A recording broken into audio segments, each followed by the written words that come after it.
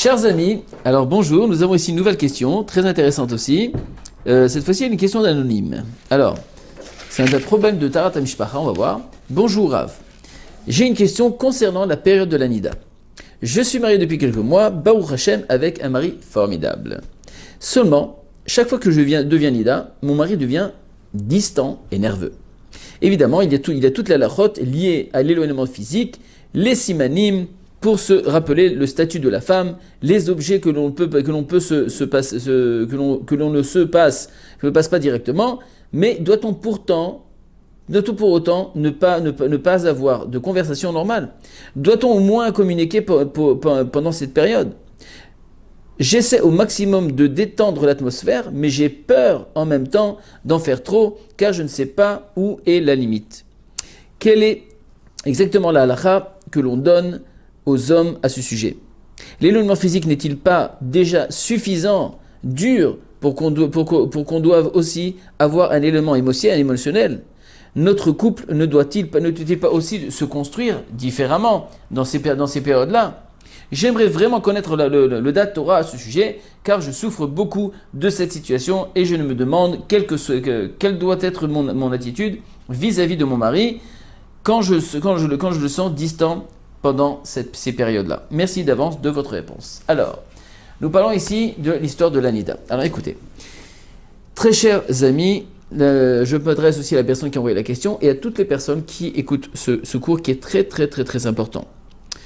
À savoir d'abord le pourquoi de l'Anida. Il faut savoir que à Kadosh Baruch Hu, en sachant que les périodes de Nida, il y a cette mitzvah de la Tarat HaMishpacha, de la période de la pureté familiale, elle a deux objectifs.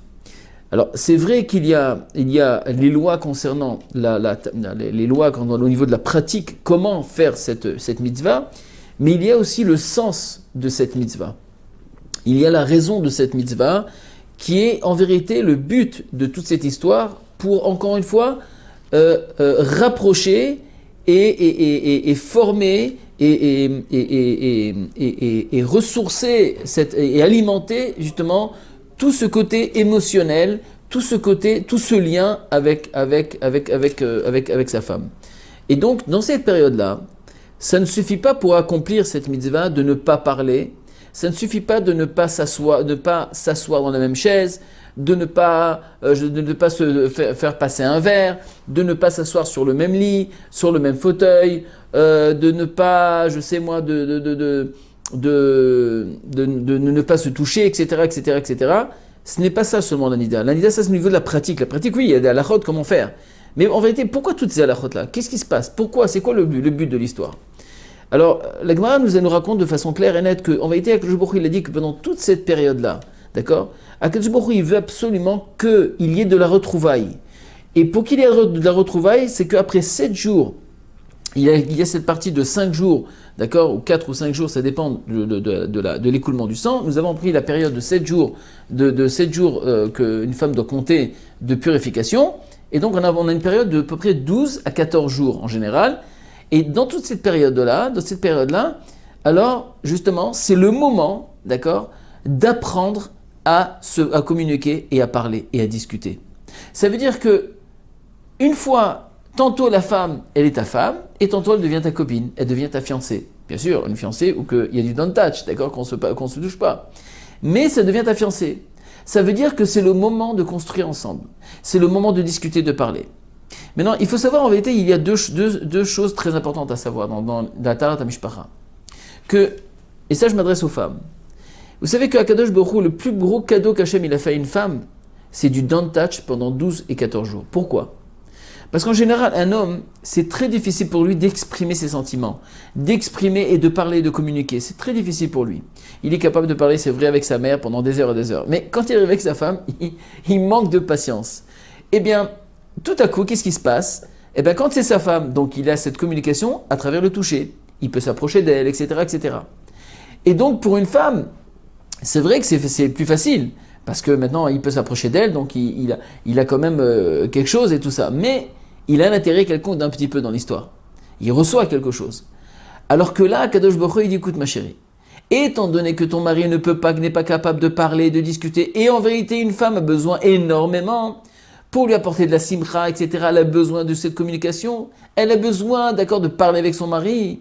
Vient Akadosh Baruch Hu, qu'est-ce qu'il a fait? Il lui dit voilà, durant toute ta vie, d'accord, il y aura des moments que ce sera ton mari, vous serez homme et femme, il n'y aura pas de problème. Il y aura des moments où que là maintenant vous allez construire. Ça veut dire que pendant 12 ou 14 jours, on va lui mettre les menottes, il n'aura pas le choix.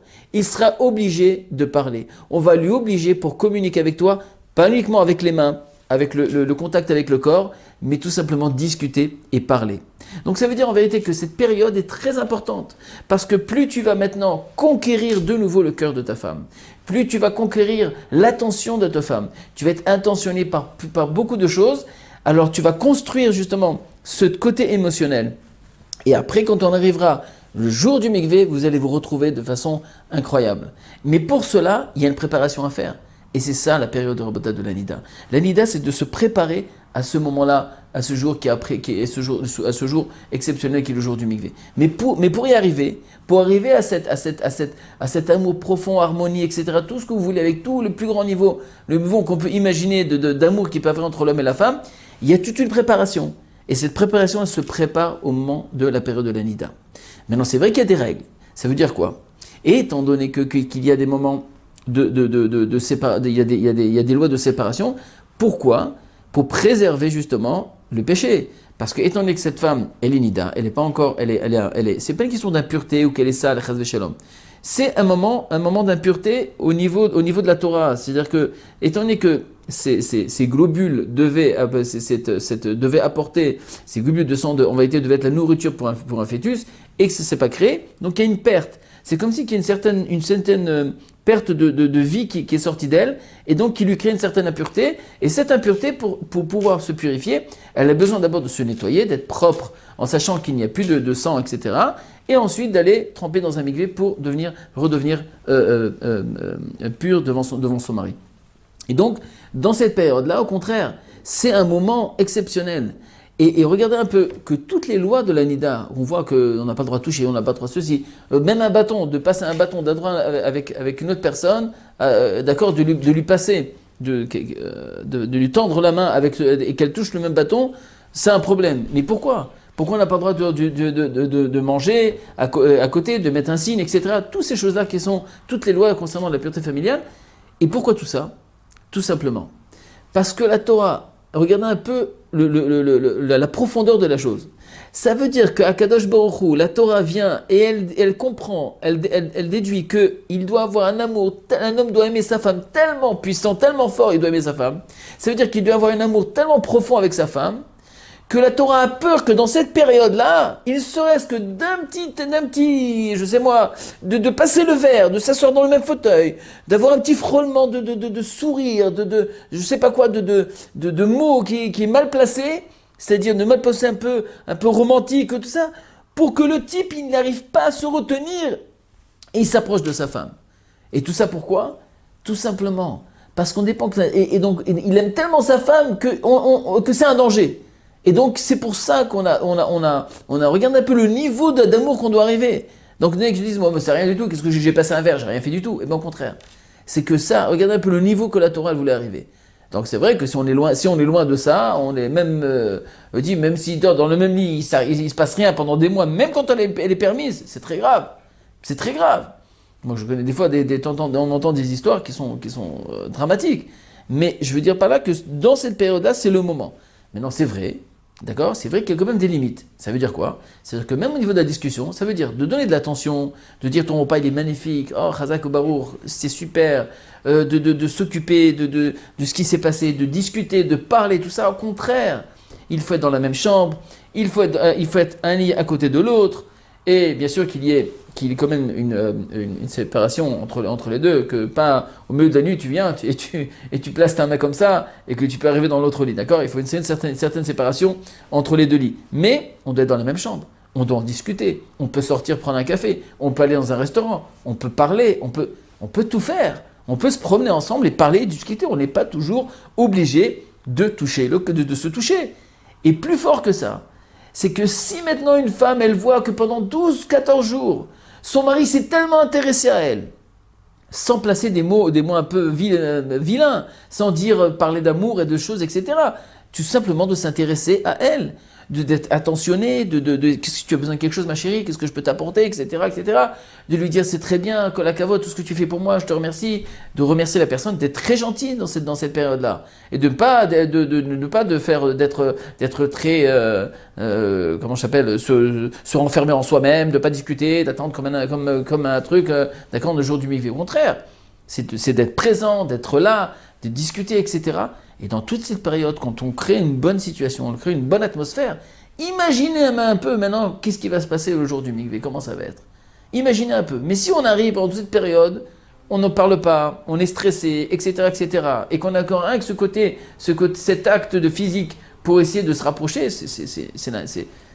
on a perdu toute l'histoire de la Taharat Mishpacha. Toute l'histoire de la pureté familiale, elle est tombée à l'eau. Donc c'est très important, au contraire, dans cette période-là, de créer une relation saine et propre, une relation de discussion, une relation de se rapprocher avec des attentions, avec des sentiments, etc. Il n'y a aucun problème, c'est ta femme, c'est ton mari, il n'y a pas de problème. On va se retrouver dans 2 jours, il n'y a pas de problème.